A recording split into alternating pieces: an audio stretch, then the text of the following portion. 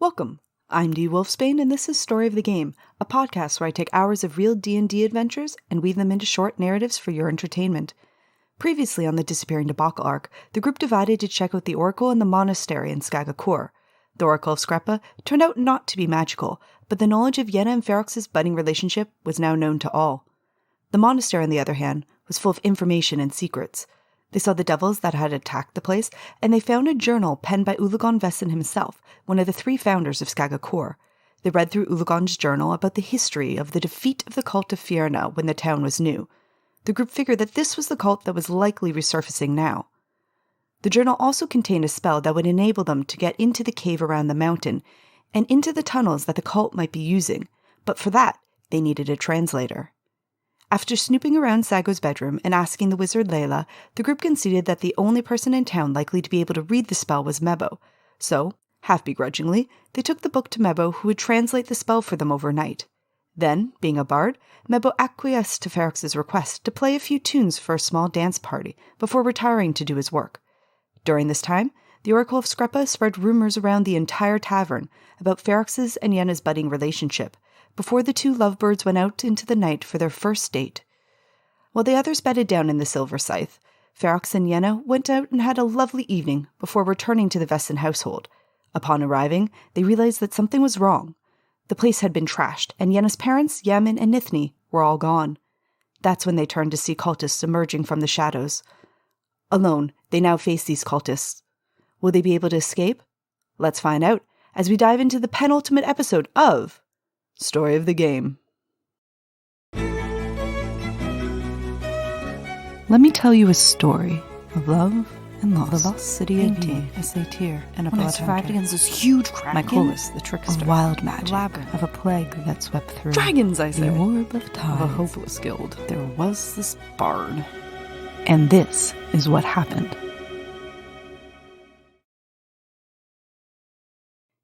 In a bedroom off of the main area, Ferox stared down a hooded humanoid with daggers out that were already stained with blood, likely from Yenna's family.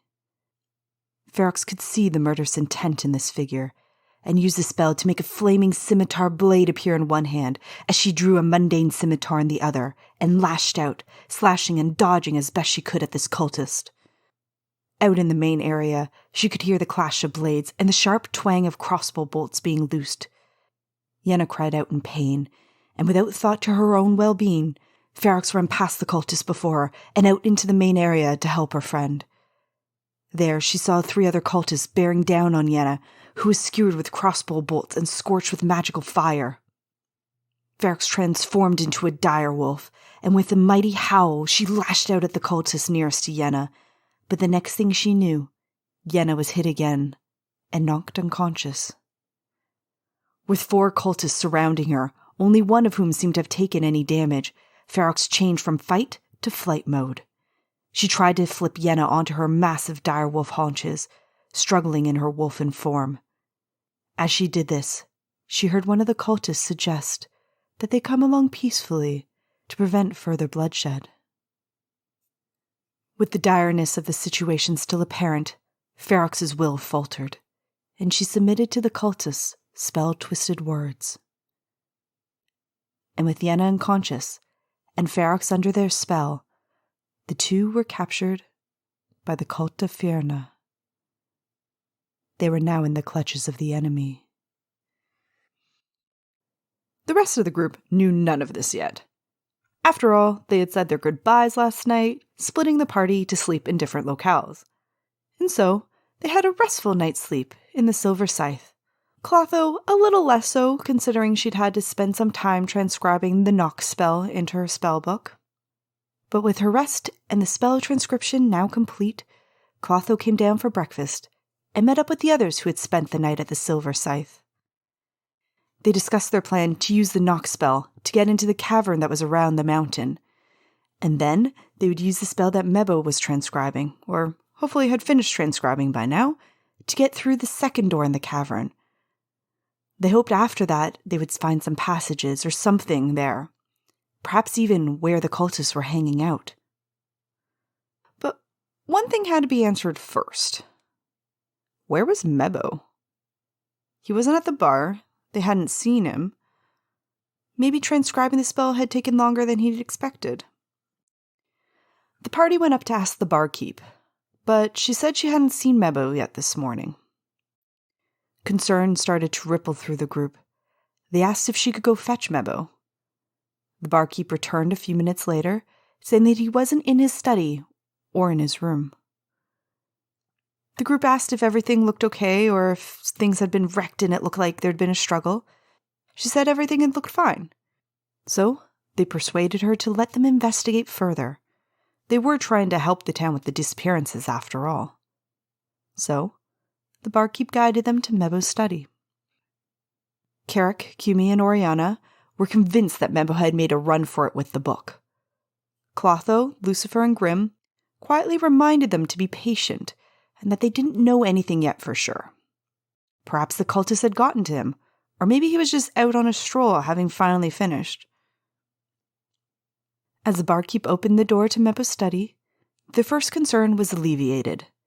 Ulagon Vessen's journal was laying perfectly on the desk. The desk itself stood upon an immaculate and very vibrant carpet. Bookshelves backdropped it, covering the entire wall behind. Mebo was clearly a very well-read core. Clotho immediately went to check if the ritual they needed was still in the book, and if he had transcribed it into common. The journal was completely intact. The spell was still there, but there was no transcription. Clotho expressed her frustration that no one else in this town knew magic and draconic. Confused, the barkeep pointed out that there was someone who had magic and knew draconic. They all looked to her, dumbfounded. They'd been told by Layla that there wasn't, and Mebo had confirmed just as much.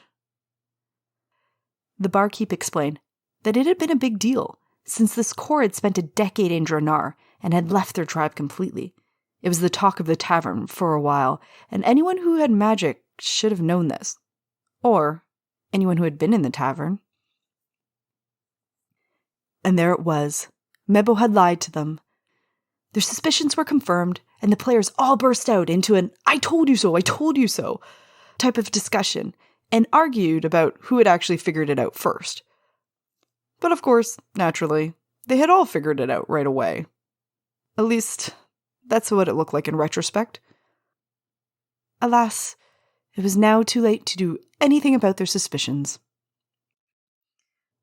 None of this actually got relayed in-game to the barkeep, so she didn't know that her boss was evil, as the group put it. But now this knowledge sent the group into a fervent scouring of Mebo's office for clues and hints as to where Mebo might have gone. Most of them looked through the bookshelves and through the desk, while Kumi took out his thieves' tools and unlocked one of the drawers of the desk. Inside, they found a disguise and forgery kit, along with a scroll of scrying. Clotho was about to pocket the scroll when the barkeep expressed her unease at them stealing from her boss's office. Because, well, she didn't know that he was causing all the issues, and, to be fair, I doubt she would have believed them even if they'd told her. Oriana reminded the barkeep that it was all for the missing villagers, but the barkeep still wouldn't budge on the stealing part, though she did continue to let them search through Mebo's entire office. Eventually, detect magic was used. Again, I really have to use something other than magic to hide things. The scroll on the desk lit up, and something beneath the rug. A trapdoor, which the group actually loved that there was a trapdoor under the carpet because it was just so cliché. The desk and rug were hastily thrust aside, and inspecting the area, Clotho realized that the markings on the trapdoor indicated that it had been sealed shut using an arcane lock spell. But now, Clotho was ready to deal with arcane locks. Opening up her trusty spellbook, with her newly acquired knock spell, she cast the spell to suppress the arcane lock. Now, it was her first time casting the spell, so she wasn't fully prepared when an incredibly loud, obnoxious knock echoed off the stone walls of the tavern through the mountain, assured to awaken anyone who was within, 300 feet of the spell or so. They all watched as the outline of the trapdoor magically lit up. Opening it, they saw a ladder descend down into the darkness. The barkeep was shocked, and the group again assured her that they were here to help. They also told her a little white lie of wanting to actually help Mebo, since, well, they could hardly tell her that it was all Mebo's fault to begin with. And to be fair, she probably wouldn't have believed them. Now a decision had to be made on what to do. Intense conversation broke out. One question kept cropping up, though. Where was Ferox? She should have been here by now, right? Perhaps she was sleeping in after a long night. Ship! That had been their initial thoughts in the morning, but they could hardly wait for any longer. They talked about some people going through Mebo's trapdoor while the others went to get Ferox, meaning they were talking about splitting up the party. Again. To which I was doing my very best to stay calm and composed and not cry out, "Don't split the party! This is what got you into the mess in the first place!" But I didn't say anything. I remained stoic. At least I think I was. I don't actually know. Luckily, Carrick reminded them that it was best they stick together in case they run into Mebo or some of these Fierna cult people. So they decided to, as an entire group, go back to the Vesson family home and then hopefully grab Yehna, Yemen, and Ferox for the finale. That meant, though, that Clotho had wasted her knock spell, since it only lasts 10 minutes on an arcane lock. Oh well. C'est la vie spell slot for a very important day. Leaving the Silver Scythe, they crossed the bridges, got to the islands, and made it to the Vesson home. Immediately they knew something was wrong. The place was empty, trashed, and blood was spattered throughout it. They also saw a mark blazoned into the far wall, the symbol of the cult of Fierna. They immediately knew the cult had taken everyone, that they had gotten the rest of the Vessons in Skagakor. The blood had already crusted dry, which means they must have been taken earlier in the night. But when exactly? 6 hours ago? 12 hours? They didn't know how long it had been, but they knew they had no time to waste. And so they rushed back to the Silver Scythe and into Mebo's office. With another obnoxiously loud knock, Clotho unlocked the trapdoor with magic. Another villager somewhere off in the mountains is currently cursing at hearing the second knock after trying to get back to sleep again. God's damn racket. Into the trapdoor they went, down the ladder, and they emerged into a dark tunnel. A torch was lit for the benefit of Grim, who was the only one in the group not to have dark vision. They continued through the narrow passageway, down, farther into the mountain. After about half an hour of travel, they reached a fork in the passage. Left or right? Choosing left, they continued, and as time stretched on, their worry deepened for what might have happened to their teammate and the Vesson family that they had all so fallen in love with. Were they even still alive? Ting! The group was suddenly engulfed in a fiery explosion. Some managed to dodge out of the way, but others were thrown back from the blast, painful burns and scorch marks covering their flesh.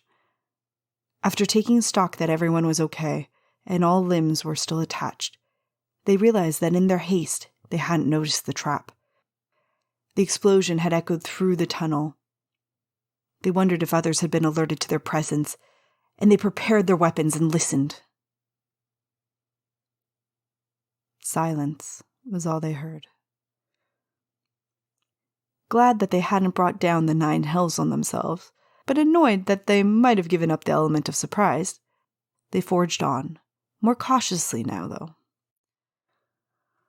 Clotho sent her eagle familiar Zeus to scout up ahead, and with that safety precaution in place to ensure the tunnel was safe, they made it all the way to the end of the tunnel, into a door. After checking for traps, they opened the heavy stone door. Through the door was a cavern, filled with spider webs that had been disturbed recently, and ravens' nests far above. It was the same cavern around the mountain that they'd seen when they'd stopped for the night. Realizing that this had been an alternative route inside, they hastily made their way back. Having already cleared the path, they ran, knowing that they'd wasted too much time on this left fork. They had to make it back to the other side as quickly as they could. Huffing and puffing, they encouraged those who were falling behind until they finally made it back. After catching their breath, they again cautiously started down the other fork on a relatively flattened route. 10 minutes or so later, they saw a light up ahead. It seemed to be flickering from a side tunnel that intersected their own. They heard voices coming from the side tunnel. The voices were getting louder and louder. The group drew their bows and blades and readied their spells. When people emerged into the main tunnel from the side one, they unleashed their attacks. "Hey!" Ferox yelled, batting down the attacks and dodging as best she could, though still getting hit a fair bit. The party lowered their weapons to see Ferox, Yehna, and another unknown corps enter the tunnel. "Hey look, we found Sago," Ferox said, indicating the unknown corps. Sago, the head monk of the monastery, appeared to be in very bad shape indeed. He had burns and scratches over his entire body, seemed to be hanging on by a thread. But what struck the group the most was that under all of these scratches and burns, he had no tattoos whatsoever. He was the first corps they'd seen with absolutely no tattoos, not even a tribal one on his left shoulder. And for his station as head monk, they figured he would have been covered. Ferox quickly retold the story of how they'd gotten captured, and also what had happened since then. After the cultists had led her away, she'd been rendered unconscious, and when she woke up again, Ferox found that they were in a cell. Jagged rock made up 3 of the walls of the cell. The 4th was a set of vertical bars that closed it off from a rocky tunnel. There were 2 other people in the cell already awake. Yehna, looking a bit worse for wear, and a corps with no tattoos. Sago. The 3 were all restrained in manacles that kept their hands tied behind their backs firmly. Sago and Ferox's manacles were magical, which Ferox found out when trying to transform herself into a beast in order to be able to slip the manacles and make it through the bars. Great idea! Except that she had transformed in front of the cultists just the evening before. So, now the cultists knew of her capabilities, and they were prepared. After her failed attempt, she went to talk to Sago. He was extremely weak. Ferox asked him how he'd gotten here, and what had happened in the monastery when it had been attacked. Sago said he'd been in his room in the monastery and heard something unusual in the library. He'd emerged to find tens of devils of varying sorts, all trying to break their way into the Vessan alcove. Sago immediately jumped in to defend his monastery, but there were too many, and they were immune to his strongest attack, but still, he fought them as best he could. In the end, though, they overwhelmed him, and he was brought here. Since then, he'd been stuck in this cell, unable to recover properly because of the magical manacles, which seemed to be designed specifically for him. Ferox also asked Sago a bit about the cult of Fierna, and if this was really them. Sago agreed that it was. He had dealt with them a few hundred years ago at the creation of Skaga Khor. There was a lot of mystery and hidden agendas at the time, but it was all said and done. 2 of the founding members, Ulagan Vessan and Dabhar Vissani, a few of the Khor, and many devils were all dead. The disappearances seemed to stop after that battle that had blasted the 6th major floating island from the sky. The last remaining founder, Fasni Tolva, and Sago figured that it was Dabhar who might have been the cult leader. At least it seemed that way from all the witnesses. Sago himself hadn't actually been there. He'd been away from Skaga Khor on another lead at the time, And so he only knew what everyone told him. And what they told him was that Ulagon had vanquished the cult in a massive explosion. He definitely had the ability to do such a thing. He was a very powerful mage, the strongest Sago had ever seen in Skaga Khor. All of it was just rumor to Sago, but he could find no more hints of the cult or their influence. Just to be sure, though, Sago founded Isa Rakur, the monastery, to create a peacekeeping force in the village through the monks at the monastery that he would train personally.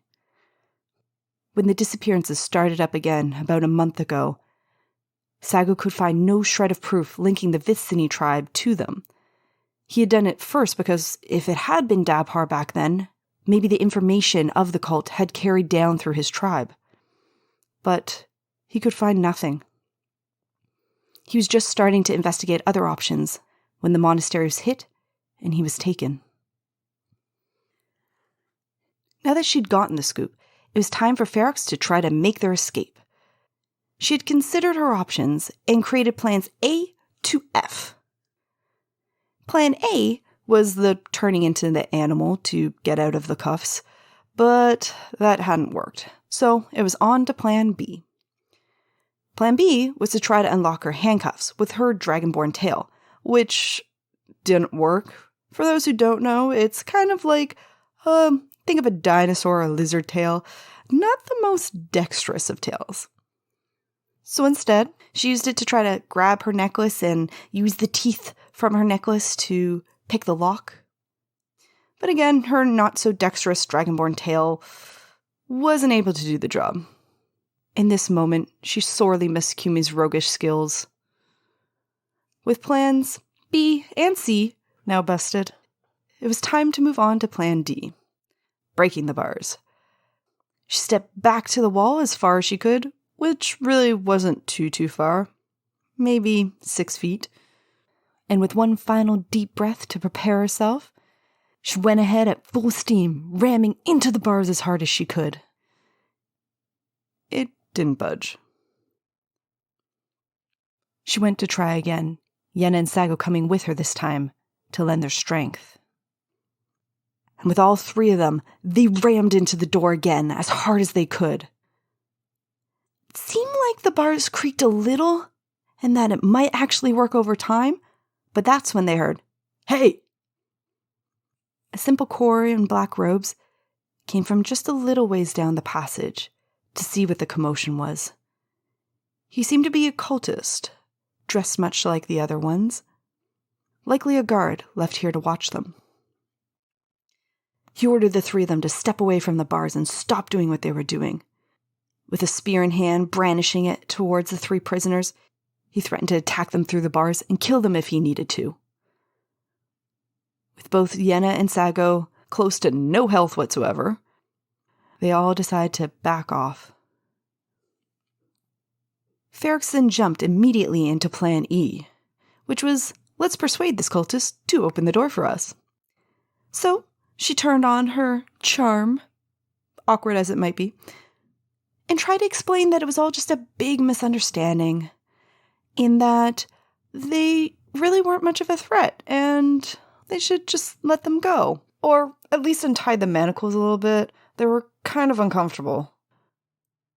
Not sympathetic to anyone, this guy was not buying anything that Ferox was trying to sell. So instead, she took the opportunity to try to get some information out of this cultist, managing to confuse him enough by her strange change in direction and strange arguments into letting slip that the cult had all the vessels that they now needed, and that the sacrifices were to get underway. The summoning ceremony had begun. Ferox then decided to play off of the fact that, well, he was left out of this very important summoning. Now, they must not think much of him. Perhaps he should actually go and be part of this grand moment. He almost bought this, but was easily able to rationalize it away as why he was left for this job. He considered it important. Someone needed to keep a watch on them after all, make sure that they didn't interfere, and he was tasked with his very important mission alone, meaning that they must trust his strength, obviously. The cult guard decided to give Ferox one more firm warning before receding back into the tunnel, just a little bit, but still watching the bars, just from a little farther off.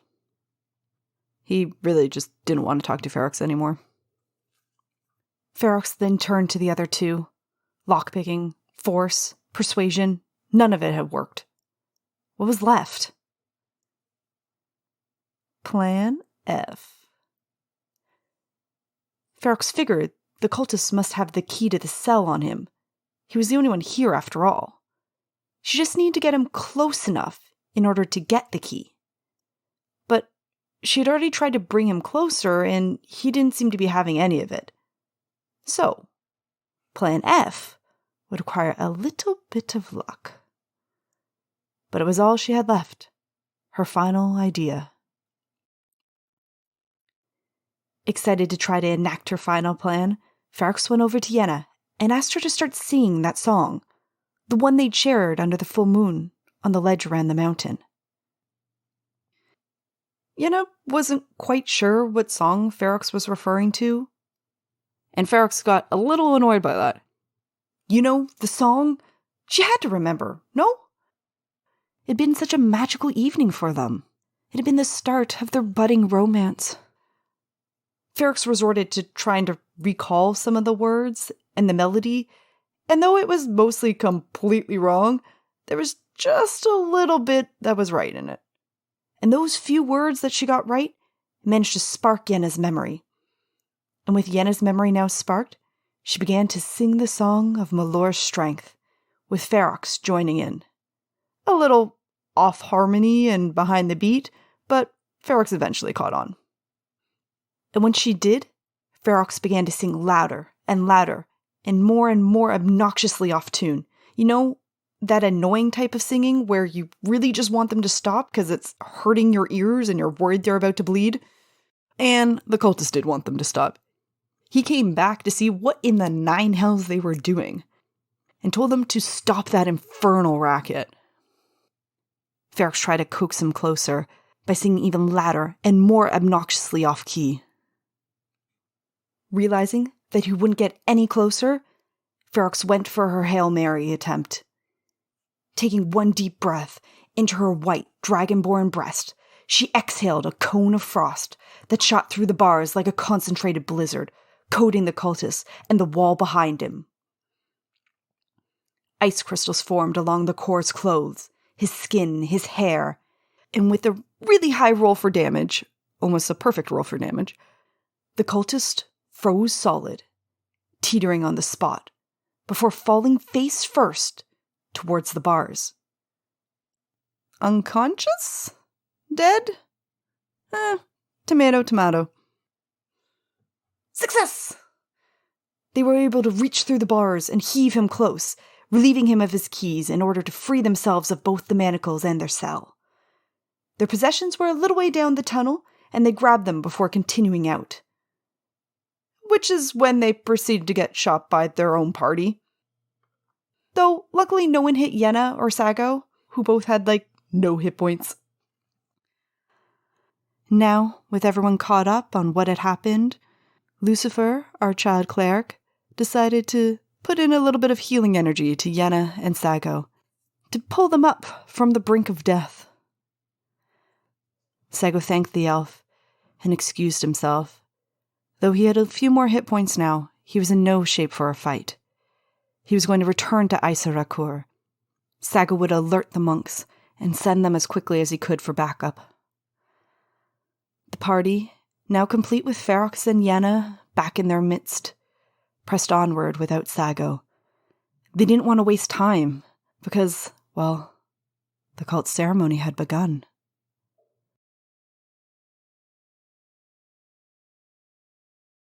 I hope you enjoyed this episode of Story of the Game. Please check out my donation page to help support the podcast.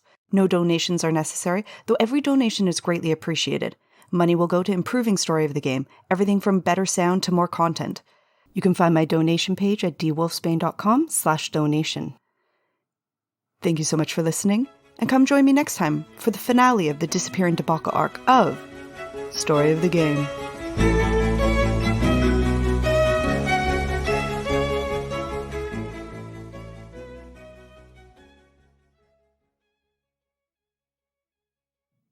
That's not bad.